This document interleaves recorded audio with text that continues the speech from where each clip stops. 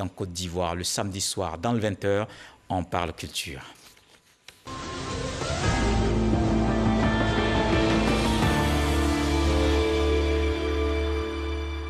Et c'est l'Est du pays qui nous accueille. À Bandoukou, le Sakraboutou se danse les après-midi, le jour de la grande prière de la fête de Ramadan. La tradition est respectée cette année. Les jeunes filles, dans leur tenue de Kroubi, chantent et dansent dans la capitale du Gontougou, Issa Tionayo. Bandoukou regorge d'un atout touristique et culturel indéniable. Une danse fait la fierté de cette ville et par ricochet la région, le Sakraboutou. Plus qu'une danse, il est aussi un repère historique, culturel, voire philosophique de tout un peuple. Il est donc tout un symbole chez les Koulango, comme c'est le cas de l'Abissa chez les Nzima de Grand Bassam ou le Dipri, à Xikensi chez les Abidji. Tous les ans, il est célébré à la même date.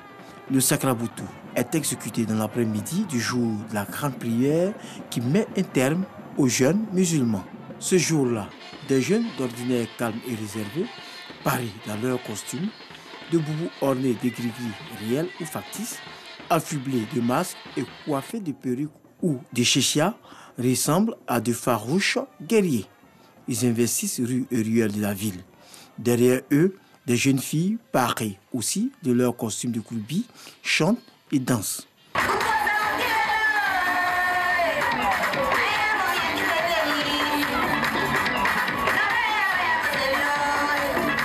Nous avons été privés de cette fête-là à cause de la Covid-19. Cette année, des dispositions ont été prises pour que cette fête-là réussisse. Je suis très contente, surtout de voir des enfants qui participent aux activités de la ville. Ça montre que les enfants s'intéressent aux activités traditionnelles, ils cherchent à connaître leur culture. Ce qui m'attire dans cette cérémonie, c'est l'ambiance. J'invite tout le monde à venir regarder le Kouroubi parce que c'est une cérémonie vraiment très intéressante. La participation au Sakraboutou ne prend en compte qu'une seule dimension, être musulman. 30 ans après sa mort, Amadou Hampâté Bâ reste encore présent dans les esprits. Créée en 2002, la fondation qui porte son nom commémore le trentenaire de cette disparition. Ce 15 mai marque justement la date anniversaire de son décès. Les hommes de culture, les scientifiques veulent pérenniser les travaux de cet auteur, importante figure de la littérature africaine. Serge Coléa. Amadou Hampâté Bâ, le savant africain, l'érudit a consacré sa vie à la valorisation des cultures africaines et à la transcription des traditions orales. 30 ans après sa disparition, la fondation Amadou Hampâté Bâ, dirigée par Rokiatou Bâ, sa fille, porte encore les valeurs de l'homme. Un trentenaire célébré dans un contexte d'archivage de ses travaux. À travers les activités que nous ambitionnons de faire au cours de ce trentenaire, nous avons aussi, en plus des contes, la narration des contes de Faba, qui est instrument de transmission des connaissances. Si des personnalités comme Hampâté Bâ n'avaient pas vécu comme pont entre le passé et l'avenir, croyez-moi que l'Afrique aurait perdu une source intarissable de ses valeurs. À travers témoignages et panels, les disciples de cet immense homme de culture vont se replonger dans cette thématique développée et laissée à la postérité. Je parle de lire Hampâté Bâ et de voir quel est le message et ce message-là, comment il est vécu aujourd'hui. Acteur de paix et considéré comme patrimoine culturel africain, les œuvres de Amadou Hampâté Bâ ont séduit l'UNESCO. Comme il a été membre du conseil exécutif de l'UNESCO, nous avons rassemblé toutes ces archives. Nous, à l'UNESCO, nous avons fait notre devoir de mémoire. D'autre part, nous soutenons la fondation Hampâté Bâ pour pouvoir numériser, digitaliser en fait l'ensemble du fonds documentaire. Selon Rokiatou Hampâté Bâ, directrice de la fondation Amadou Hampâté Bâ, plusieurs activités sont prévues au menu de cette commémoration marquant les 30 ans de disparition du premier ambassadeur du Mali en Côte d'Ivoire. Entre autres, soirées culturelles, expositions digitales et concours littéraires vont s'étaler sur l'année 2021. Amkoulel, Tierno Bokar, le sage de Badiangara, L'étrange destin de Wangrin, Petit Boudiel, Kaïdara et bien d'autres ouvrages. Il a laissé une œuvre prolifique, contes, romans, initiatiques, poésie, essais. Ampateba est une bibliothèque qui n'a pas brûlé. On pleure également ce soir un journaliste écrivain, Moriba Magasuba, n'est plus. Il est décédé ce samedi des suites d'une courte maladie. Il était une grande figure de l'islam en Côte d'Ivoire. Ce samedi a eu lieu la dédicace de l'ouvrage de Cheikh Bouraï Fofana, Un homme, une vision, une œuvre de Aliou Touré. Elle retrace l'histoire d'un guide qui aura marqué la communauté musulmane. Logoreti Sèche-Coléa. Une vie de combat et de foi au service de l'islam.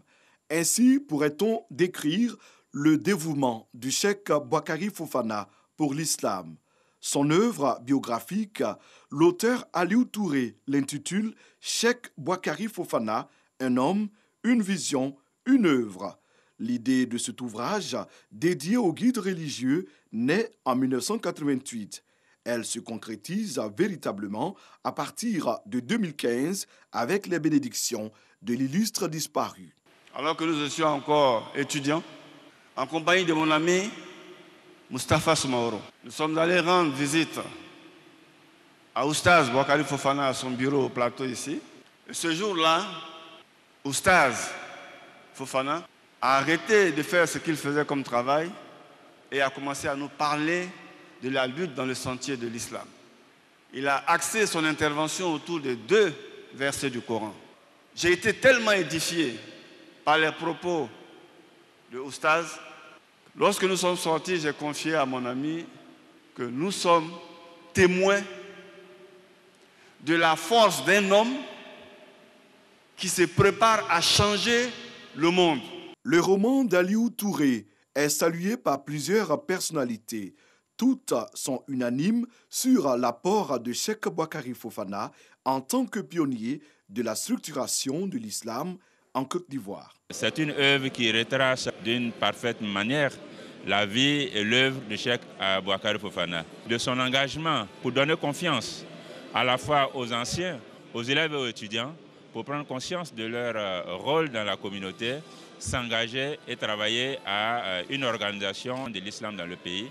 Un vecteur important pour la consolidation de la cohésion et du dialogue interreligieux dans notre pays. L'organisation de l'islam moderne en Côte d'Ivoire, c'est son œuvre. Il était un homme inspiré, il était un homme accompli et il était un sachant. Le Cheikh Boukari Fofana a incarné les valeurs que le prophète Mohammed sallallahu alayhi wa sallam a enseigné pendant 23 ans. En un quart de siècle, l'islam était connu partout dans le monde. Cheikh Boukari Fofana est décédé le 17 mai 2020 à l'âge de 77 ans. L'ouvrage biographique de 181 pages est sorti aux éditions Al-Hikma. On retrouve notre invité de la page culture, auteur de l'œuvre Liaison fatale, Adama Aïdara. C'est un recueil de 5 nouvelles et toutes parlent de l'amour. En plus, vous êtes à votre 4e ouvrage. Pourquoi ces histoires à l'eau de rose? Bien, ces histoires à l'eau de rose parce que, vous savez, l'humanité est faite d'hommes et de femmes qui ont des relations et je fais des incursions dans, disons, des tranches de vie sentimentale des humains parce que c'est commun. C'est commun et c'est un vivier d'informations dans lequel on peut puiser beaucoup de choses qui peuvent servir de leçons. D'accord. Avant de parler de liaison fatale, il y a les premières nouvelles comme Cœur brisé qui traitent des mésaventures de Adrienne, mais en même temps qui nous plongent dans des sujets d'actualité comme l'excision, comme le mariage forcé. C'est une forme d'interpellation? Bien sûr, c'est une forme d'interpellation dans la mesure où certains actes posés ont des conséquences négatives. Alors, pour un écrivain, il faut interpeller. Il faut interpeller la population sur certaines actions qui peuvent nuire à la santé et à bien d'autres choses. Le mariage forcé, comme vous le dites, a des conséquences. L'excision a des conséquences. Moi, étant de l'Ouest, chez nous, chez les Dents, c'est une habitude qui a posé beaucoup de problèmes à l'époque. Heureusement que l'État intervient pour que ce genre de choses puisse reculer. Sinon, tout le monde sait qu'il y a des conséquences néfastes pour la femme qui est excisée. D'accord. Alors, c'est une interpellation. Oui, on va revenir à vous tout à l'heure. Franck Ouadio a lu Liaison fatale, un foyer menacé par le mensonge, la duplicité, l'hypocrisie. On va regarder ce qu'il en dit et on se retrouve. Toute ressemblance ne serait que pure coïncidence. Les protagonistes des différents récits sont des personnes fictives. L'œuvre est extraite de l'imaginaire individuel de l'auteur Adama Aïdara, mais que de ressemblances entre personnages, caractères et situations décrites et réalités vécues par plusieurs. Édouard, c'est le bourreau des cœurs et médecin de Léo, femme mariée qui risquera l'équilibre de son foyer pour un brin d'amour fugace qui d'ailleurs n'ira pas à son terme. C'est le résumé de Liaison fatale, texte éponyme, mais l'œuvre porte un total de 5 nouvelles. L'auteur Adama Aïdara, ingénieur des mines, est aussi auteur de 2 publications dans les sillons de la revue romantique et l'apologie des sentiments. Sa plume est à la fois lyrique et simple, son côté technicien mais aussi praticien, qui sûrement l'amène à écrire et décrire les choses de l'amour telles qu'elles sont. Alors, Liaison fatale, quelle histoire, quelle histoire. Et on se demande comment Édouard a pu faire ça. Ben, écoutez, la cupidité de certains hommes les pousse à agir dans le mauvais sens. Sinon, un professionnel un médecin, de la médecine ne devrait pas poser un tel acte à l'endroit de l'une de ses patientes. C'est-à-dire la draguer, ainsi de suite, draguer, et l'emmener la détourner finalement de son foyer et puis la laisser comme vraiment une orange qu'on a sucée dont on jette... Alors, quand on a lu Liaison fatale, on cherche à qui on peut imputer la responsabilité dans cette situation. Mais on pense tout de suite à Édouard. Et Léo, la dame? Ben, écoutez, les responsabilités sont partagées dans la mesure où l'acte est posé par 2 personnes. C'est vrai que chacun a sa part de responsabilité, mais la plus grosse part de responsabilité revient à Édouard, le médecin, qui, en principe, ne devrait pas agir de cette façon-là. Parce qu'à la fin, la dame perd des 2 côtés, elle perd son foyer. Et là, c'est un drame. Oui, parce que, et puis en même temps, ces 2 amants qui sont évidemment mariés savaient pertinemment que cet amour voué à l'échec, évidemment, mais ils ont continué. Ils ont continué, et c'est ça le péché. C'est ça le péché. Alors, ils ont tenté quand même de trouver des solutions. À un moment donné, ils se sont arrêtés, ils ont compris que c'était sans issue. Mais pourquoi ça n'a pas fonctionné? Pourquoi ils n'ont pas arrêté aussitôt? Ben, je crois que, vous savez, à un moment donné, quand on pose un certain nombre d'actes, il y a la conscience qui interpelle. Il y a la conscience qui interpelle. Parce que quand Léo dit, mais il faut divorcer, moi aussi je suis presque divorcé, et puis nous allons nous marier, le monsieur dit, mais ça ne peut pas se faire, je suis marié depuis 6 ans, ça ne peut pas s'effacer du revers de la main, et j'ai 2 enfants, qu'est-ce que je fais?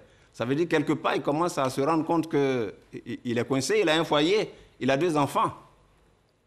Donc, ici, il faut... Mais c'était aussi le cas pour Léo, qui elle aussi était mariée. Bien sûr. Oui. Elle, son foyer battait de l'aile, mais le monsieur, on a l'impression que c'était juste pour s'amuser, ce qui n'est pas bon. Oui, alors que elle jouait avec les sentiments des gens et des femmes surtout. Alors que elle, Léo, était vraiment très engagée dans cette histoire. Elle était engagée. Elle était engagée. Pour elle, elle voulait sauter d'une branche à une autre. Et donc, elle y est allée vraiment de façon engagée, oui. Ce qui fait que la chute a été terrible. Oui, elle multipliait même les scènes de jalousie. Exactement. Une infidèle jalouse, hein? Oui, oui. D'accord. Des coups de fil nocturnes, des lettres anonymes et tout ça.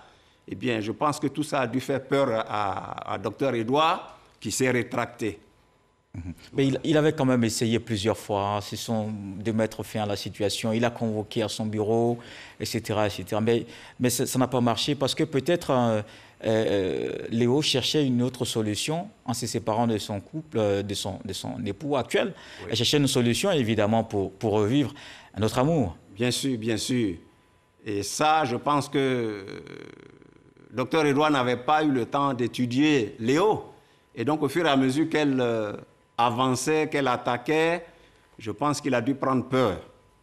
Il a dû prendre peur parce que un homme marié qui a 2 enfants, qui est médecin, je pense qu'à un moment donné, si sa conscience ne lui demande pas de réfléchir avant d'agir, c'est pas bon. Donc je pense qu'à un moment donné, il s'est rattrapé, mais il s'est rattrapé au moment où la dame était très engagée, et c'est ça le drame. C'est ça le drame. Oui, on a presque évité justement un autre drame, par exemple un suicide. Tel qu'on a vu Léo très engagé, on pourrait imaginer qu'à un moment donné... elle pouvait se faire du mal. Oui. Elle pouvait se faire du mal parce qu'au moment où ça n'allait pas des 2 côtés, elle a même dit là que j'étais prise comme une mouche dans une toile d'araignée. Et en ce moment, manquant de conseils, manquant de soutien psychologique et tout ça, et elle a failli se faire du mal parce qu'elle dit qu'elle croyait vivre dans un bagne, qu'elle flétrissait comme une fleur manquant d'eau. Ça veut dire qu'elle souffrait sérieusement. Et là, elle était sans assistance, sans aide, sans conseiller. Là, ça pouvait être dramatique. Alors, quelle a été la réaction de part et d'autre? L'époux d'un côté et l'épouse de l'autre? Bon, c'est de la fiction. Je crois qu'on ne rentre pas dans tous les détails. On permet au lecteur de réfléchir, d'imaginer la suite. Mais il se trouve que du côté de Léo, le mari s'étant rendu compte des actes de trahison posés par son épouse, il a dit carrément qu'il ne pouvait plus continuer avec elle. Lui, il a pris ses responsabilités, il est parti. C'est du côté du docteur Edouard que, disons que l'épouse ne s'est pas rendue compte de ce qui se passait, puisque Edouard évitait d'aller à l'hôtel et puis il prenait des précautions, mais malheureusement, tout se passait dans son bureau, ce qui n'est pas normal. C'est tout ça pour interpeller les gens, pour dire qu'ils doivent prendre conscience d'une certaine démarche professionnelle, sentimentale et tout ça. Je crois que c'est très important dans la vie d'un homme. Merci Adama Aïdara, l'invité de la page Culture. Et avec vous, nous avons parlé de votre recueil de nouvelles, Liaison fatale. Merci. Merci. Et je rappelle, avant de refermer ce journal, qu'à l'invitation du président de la République française, Emmanuel Macron, le président Alassane Ouattara a quitté Abidjan ce samedi pour la France. À Paris, il prendra part au sommet sur le financement des économies africaines. Cette rencontre vise à mettre en place un soutien financier massif aux économies africaines durement éprouvées par la pandémie de Covid-19. Elle permettra de poser les bases d'un nouveau cycle de croissance sur le continent. La question de la restructuration de la dette des pays africains sera également abordée au cours de ce sommet. À marge, le chef de l'État aura des entretiens avec ses homologues et plusieurs autres personnalités. Liaison fatale de Adama Aïdara, c'est une œuvre à lire parue aux nouvelles éditions Balenfant. Voilà qui met un terme à ce journal. Merci de l'avoir suivi. Retour de l'actualité 23h avec Herman Guivet. Ce soir, une fois n'est pas coutume, hommage à Ampateba qui nous apprend que quand il arrive dans un endroit, le caméléon prend la couleur du lieu. Ce n'est pas de l'hypocrisie, c'est la tolérance et le savoir-vivre. Dieu le voulant, on se retrouve demain.